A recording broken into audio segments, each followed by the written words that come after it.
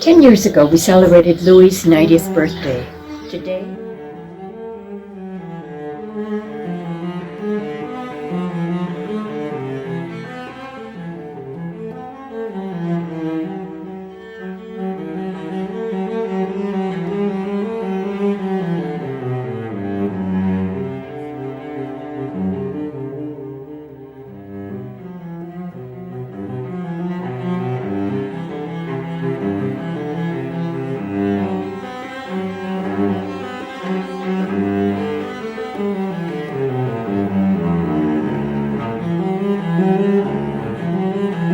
Louis' 90th birthday. Today, August 6, 2021, we are celebrating Louis' 100th.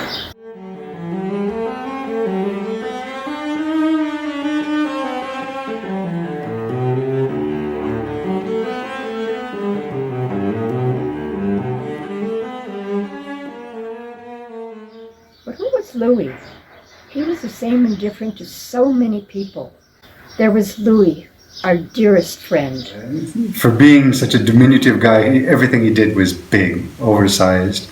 And as you could tell, like somebody who learned how to do needlepoint to do something like this, and he started cottage industry with that when he was in San Miguel de Allende, and had lots of women that he had taught how to do that, making coasters for banks and I don't know what else. But I just think that everything that Louis did, he did to an amazing extent and degree of expertise that nobody else would ever expect anybody to do. In fact, like when he went to school, he went to the Sorbonne in France and he studied languages, but he studied 12 languages.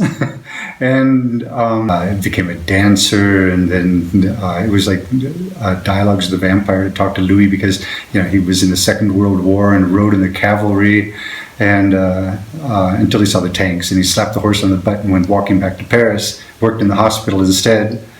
But MI6 managed to enlist him and have him spying for them, although he never really came up with any good info. Just about everything he did was just done to such a high degree of expertise. Like with his languages, he ended up being a simultaneous interpreter in the UN for a number of years. And I remember one time, we only knew him that he was a dancer, that he had done all these things in his youth because we knew him as an old man. But if we had known him when he was young, we probably would have seen really something. He once said that he was good at the piano, and he probably could have become a pianist if he had set his mind to doing that. I remember one time I was playing a Ravel piece, and he stepped in just like a conductor and was saying, "No, bring out the melody here, the more bass down there." And after just a few minutes of playing with him kind of conducting me, I felt like I really learned something. However, I'd be afraid to be one of his students because he was a harsh taskmaster too. But I think with the music, he told me one time that he had a room dedicated to harpsichord that he had put together himself, assembled himself, and he was a Bach aficionado, and he had the entire collected works of Bach, and he could sight read very well. He also performed in an orchestra for recorders. We had a friend, Lee, who is a flautist, and she played in Venezuela and China and New York. I mean, she'd been around, and she started playing the recorder with him, and she said he was really good. They were playing Bach double concertos together. And I remember another time singing with Louis in the car while we're driving here to Ronquericuaro to check up on his house before he bought it. And he was teaching me Old King Cole was a merry old soul, and so I would sing the basic melody, and he did this melismatic decoration on top of it, and that was just beautiful. But the degree of no vibrato here, just sing it straight like that, and if I was off a half tone, he knew it. And so I think that as a teacher, he was probably just as excellent as he was a student. And I think some people here in Ronquericuaro have had that experience with him too. Harsh, but very good, and he had a lot to teach. And a great sense of humor, and especially taking care of him when he was in his last years, I should say. He faced that could have been catastrophic for anybody. It was such equanimity. It was really something. So he couldn't walk, he didn't like it, but he lived with it.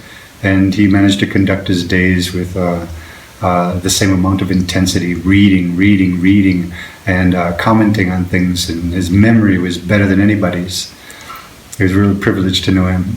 I had a bunch of meals with Louis, which were the delight of my life, and we were in a play together. I think the highlight of my role in that play was getting slapped in the face by Adela Farah. I think my happiest memories of Louis, though, were sitting when he was living above Once Pizza in the Plaza Grande, and he would have me up for coffee, and I would do my damnedest to get him talking about his life, which was absolutely fabulous. And as we sat there on the edge of the Plaza Grande, it reminded me of my overall perception of Louis, which was that he had lived on the edge or between worlds his entire life, and had done so with such magnificent aplomb. He had been, of course, brought up in Colorado, of all places. Here's Louis, this sophisticated gay man living amongst cowboys in a high school in Colorado. He got out of there as quickly as he could. He wound up in Paris. I believe he danced with not the Paris Ballet, but the Paris Opera. His family had come by that Colorado property in flight from Franco. They were Spanish. Franco was a political opponent of Louis' father, and put the family fortune into real estate in Colorado just to get it away from Franco. And then Louis, of course, went to work in New York, which was the center of my fascination, because New York, as I was a New Yorker for many years, and Louis' knowledge of New York was focused on the 1950s, which I've always thought was the golden age of New York City.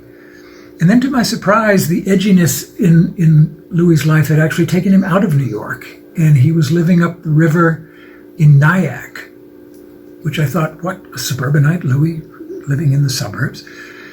But I came to understand that it was a perspective that gave him New York in its entirety, and it also gave him Helen Hayes, who became his dear friend. I think they went to Mass together several times a week. Helen Hayes, once considered to be the queen or the queen bee of American drama, and she took Louis under her wing, or he took her under his, or I'm not quite sure what happened. Louis also was central to the orchestra, which was some part of an orchestra of employees of the United Nations.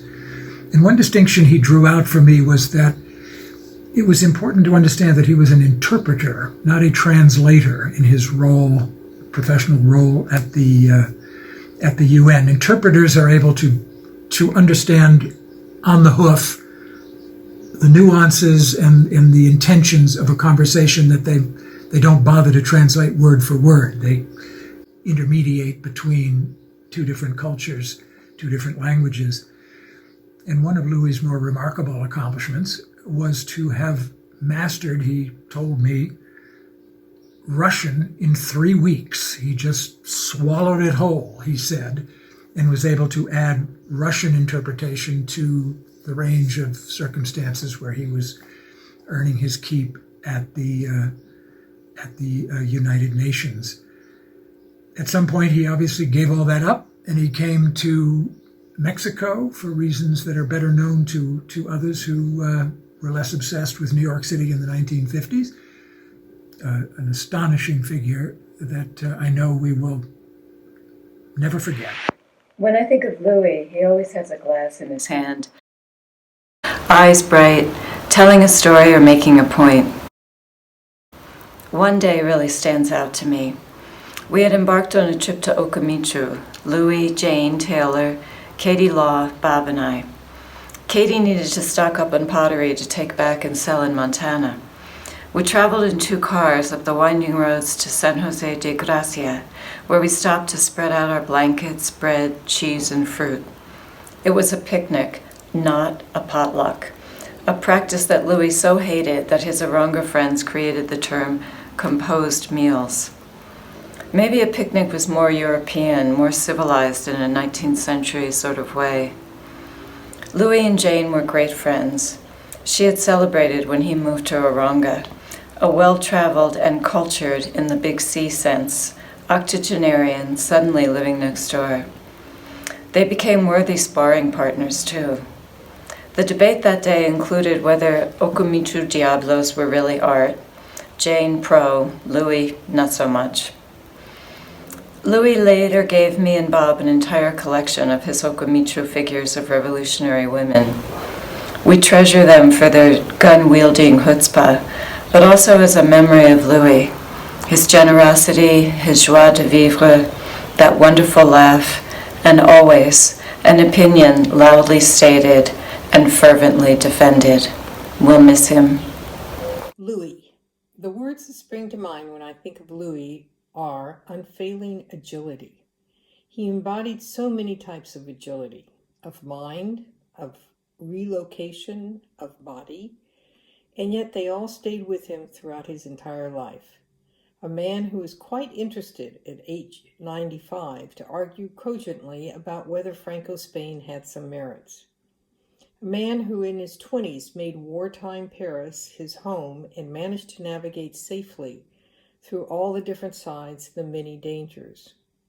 And a man who at around age 94 received my friends Carolyn and Sonia and me in his Paris-style apartment above the Plaza Grande in Pátzcuaro when we dropped in unannounced, giving us as warm and gracious a welcome as if invitations had been sent to us weeks before.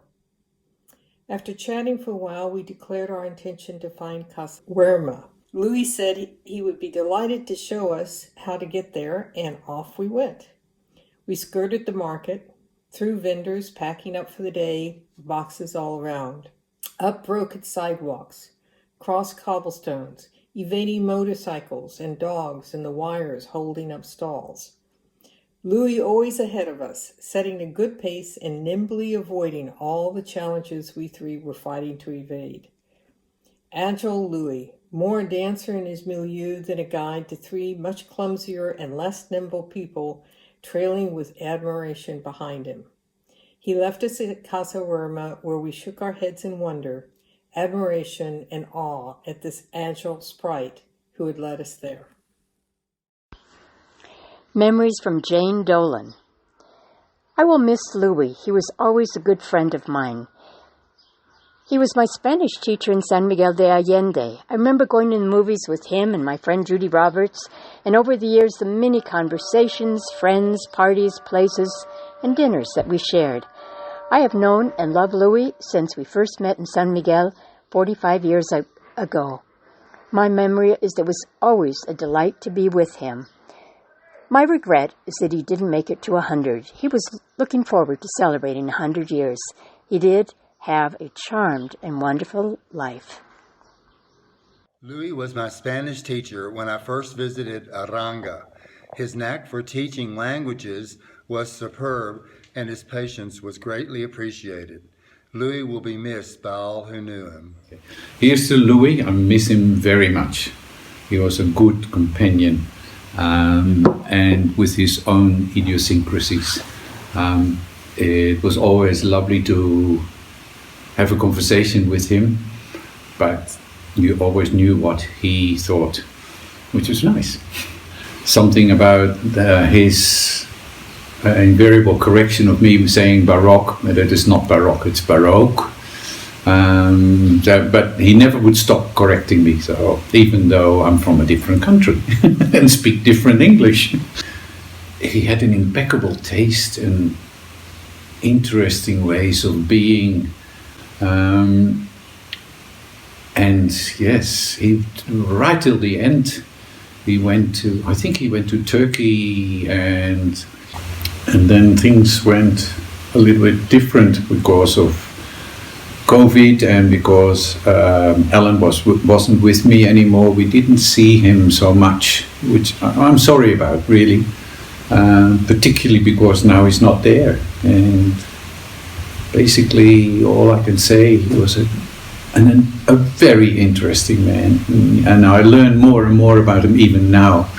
And you know, and those people should live forever. But you know, we're only human, so that's all I can say. There was Louis, the actor, or should I say actress, starring in The Importance of Being Earnest. I do not know if there is anything peculiarly exciting in the air of this part of Hertfordshire, but the number of engagements that goes on seems to me considerably above the proper average that statistics has laid down for our guidance. Mr. Worthy, is Miss Cardew at all related to any of the larger railway stations in London? I merely desire information. Until yesterday, I had no idea that there were families or persons whose origin was a terminus. Well, Louis, what a special, special man. A true raconteur. He could spin a story and tell it like nobody else, and what an interesting life he had. You know, the thing that I remember most about him now is he really wanted to play Lady Bracknell in The Importance of Being Earnest.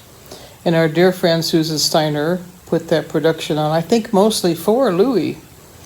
And I remember returning to my seat, having gotten something for the director. I was coming back down the aisle and went into the row, and there's Lady Bracknell, Louis, who gives me a great big smile and wink in front of everybody, and I'm thinking, was that for me? And I checked with him later, of course he said, of course that was for you, didn't you realize that? And the other thing I remember about Louis was we were sort of partners in crime. We would sort of break the rules together. Just one example of that was we went right by a policeman who was telling me to stop, and we knew that the only way I was going to get Louis where he needed to be was for me to keep going. So we just ran right by him and didn't care about the consequences, and I wasn't one bit worried. I thought, Louis and I, we're going to get through this fine. But I just adored him. He was one of the most interesting characters I ever met in my lifetime, and every memory of him is a fond one. So here's to you, Louis. I wish you'd made it to 100, but here we are in your place, remembering you for all it's worth and loving you still. Okay, so I've always had a thing for jazz standards. I mean, ever since I was 5, 6 years old, I just loved them. And even though I can't sing a note, more than having a thing for jazz standards, I had a thing for the lyrics to jazz standards. I mean, I know every single word to every single old song there is. And I've never met anybody else with that particular problem, but didn't matter. And one day, the Aranga crowd, me and Bob, we were in a restaurant, and a song came over the speakers. It was just the piano, and so I was kind of singing to myself, you know, under my breath. You make me feel so young, you make me feel as though spring is sprung, and every time And all of a sudden, Louis chimes in, full voice, and the two of us sang the song to the end with, of course, all the lyrics. And so from then on, every time we'd be someplace, in a restaurant, at Phyllis and John's, wherever, didn't matter, and we'd hear a song over the radio or Jerry playing it or over the CD, we would both chime in full voice and just find it hilarious. You make me feel so young, you make me feel as though spring has sprung, and every time I see you grin, I'm such a happy individual. Yeah, Louis. Happy birthday. And then, of course, there was Louis the cineast. I want to recall a conversation I had with Louis. A number of years ago, with Lon, visiting Louis in Aranga, the conversation focused on contemporary films, one of Louis's favorite topics, where we specifically rated our favorite female actors. Of course, one of the best in the industry today is Meryl Streep. I immediately submitted. Oh, you mean sterile creep, he retorted. What? How can you say that? I protested. Well, she's basically the same in every movie, he replied. What about her role in Sophie's Choice, where she was brilliant, I suggested. Oh, an exception. She was good in that, he conceded. And The Deer Hunter and Out of Africa, I then added. Also exceptions, he said. After agreeing that her portrayals in Mamma Mia and Bridges over Madison County were weak, we proceeded to another of his many favorite subjects, where, as usual, he continued to shine. To Louis. Louis and I shared a love for cinema and for books. Whenever the Festival de Cine would arrive in Pátzcuaro, because other fellow Erongaricuarenses weren't inclined to drive at night, he and I would hop on the combi, go into Pátzcuaro, watch 1 or 2 movies, and then come back in the combi. One of the movies I most remember was L'Amour Fou, the story of Yves Saint Laurent, which I shared with him, immensely enjoying it. And last but not least, there was Louis, the intrepid traveler. Maybe it was at Donald's on a Sunday, swapping stories with Louis. Tell me about a trip, Bob, he would say. I recounted visiting my brother in Kosovo and then going on to Turkey. I'm planning to go to Turkey, he said, and I'm studying Turkish. We talked about his family ranch in Colorado, various adventures around the world. Where did you grow up, Bob, he'd ask. A small town in Connecticut called Watertown. Oh, I know where that is. I used to have a horse farm near there in Litchfield. Was there any place he hadn't been? With most people, these kinds of stories can feel like name-dropping and bragging. But with Louis, it always felt more like he guided you into a sneak peek there, in the room where it happens, because he was always there. To talk about Louis, there's so much one could say. But Louis was already 80 years old when we met him. And we had already been living a couple years in Erongaricuaro, and he moved on the corner. And it didn't take long that we got to know him.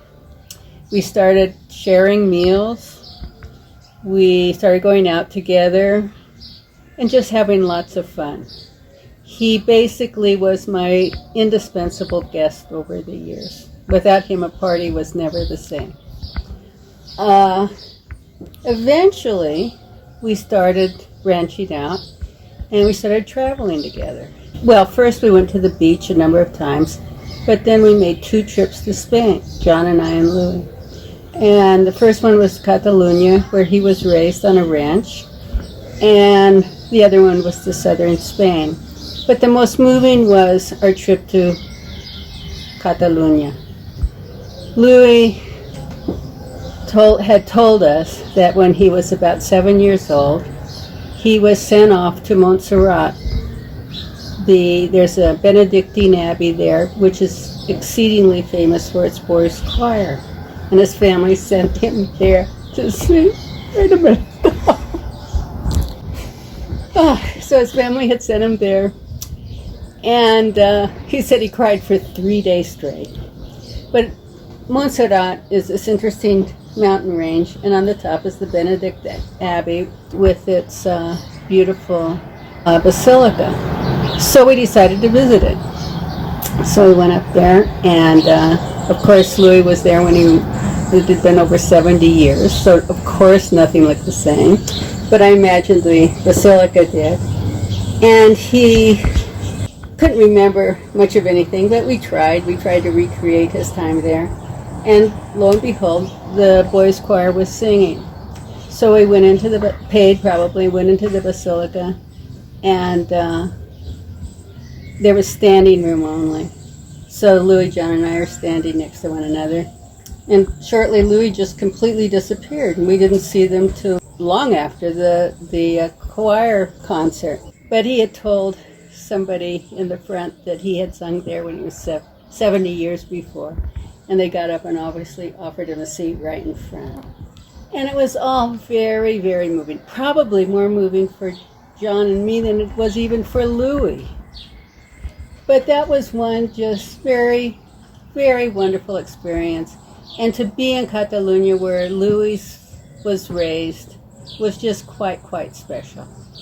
And that's one of the main memories. And I could go on and on about a million more, but we'll certainly miss Louis. Louis had this plan that he was going to ride buses to Panama.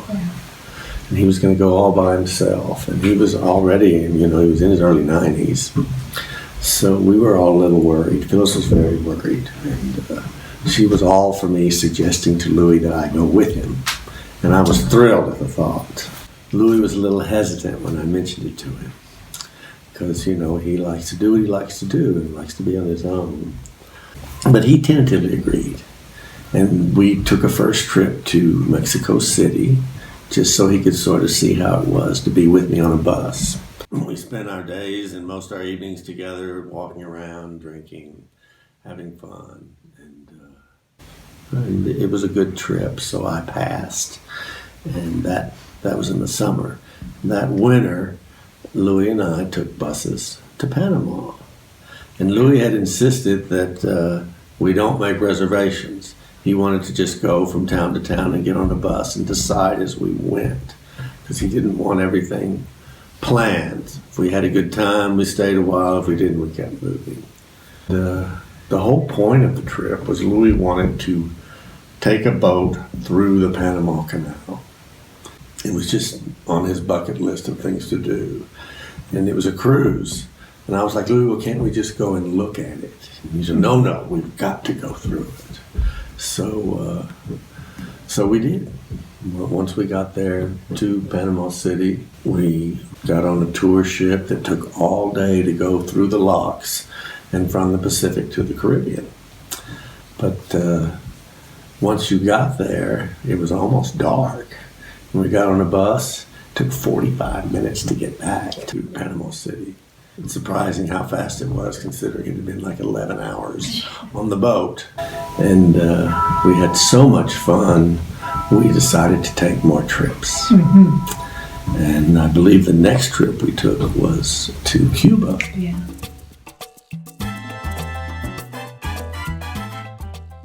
But Cuba was a lot of fun.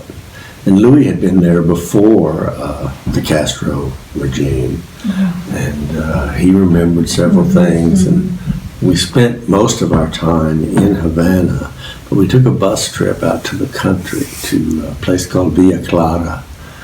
And there was a famous drag bar in this little county seat in the middle of nowhere that Louis knew about.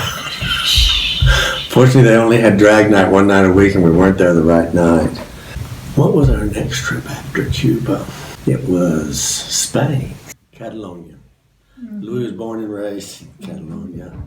This trip was interesting because Louis took a cruise ship to arrive in Barcelona, and I flew in and met him there.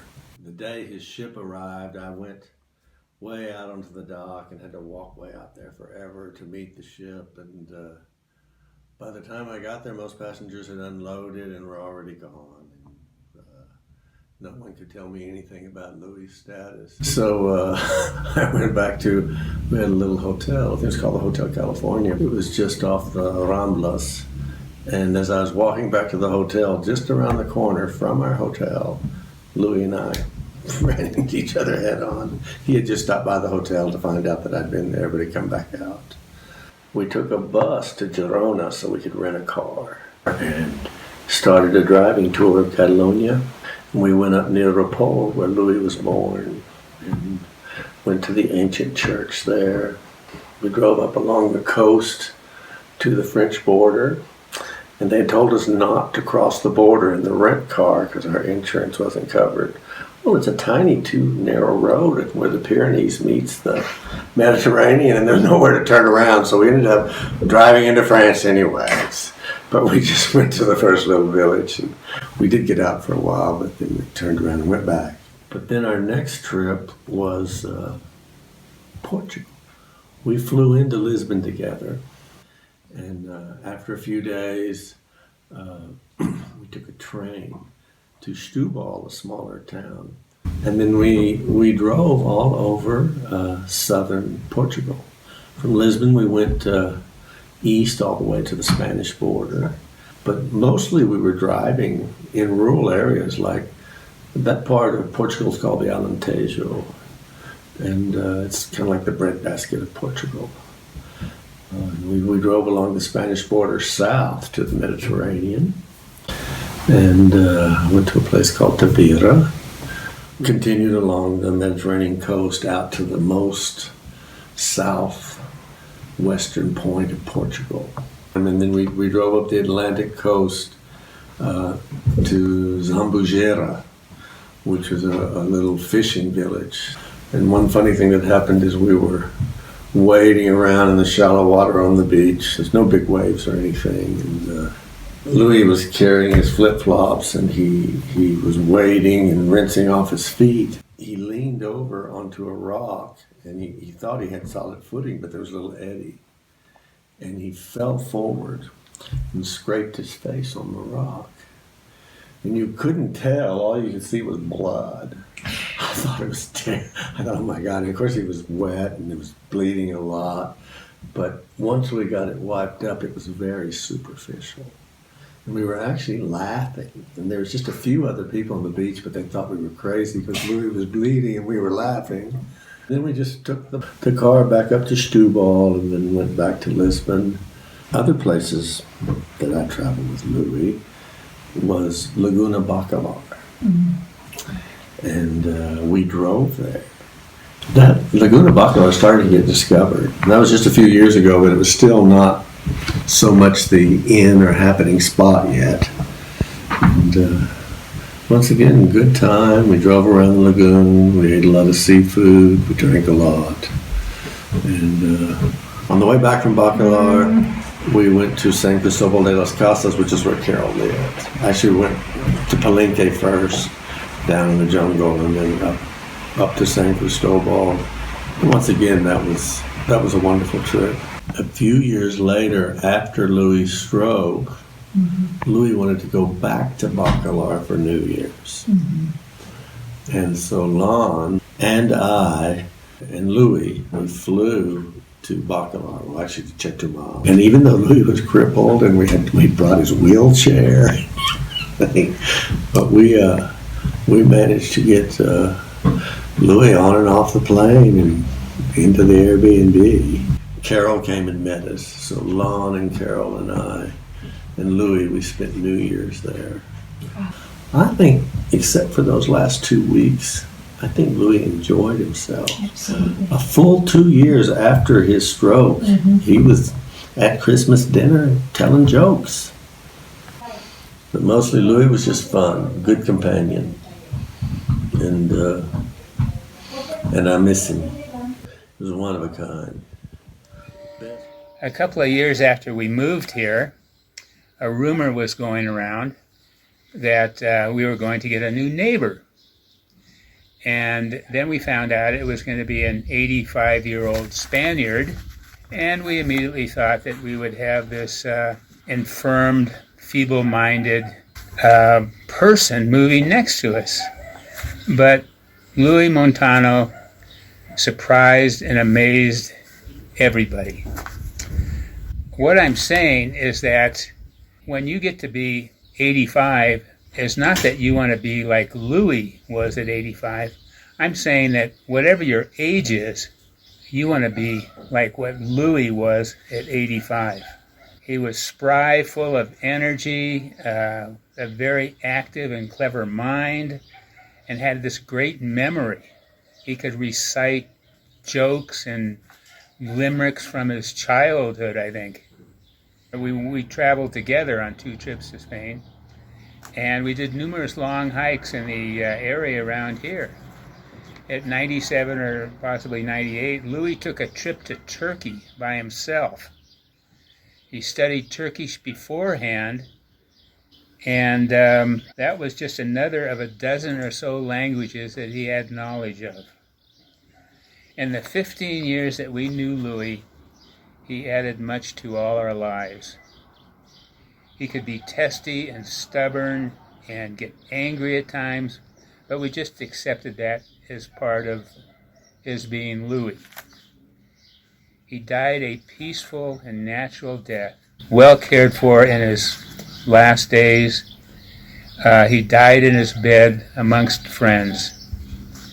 Much of Louis' life will remain a mystery, but I suspect that given what we know of his life, Louis' life was a very charmed one, and we should all be so lucky.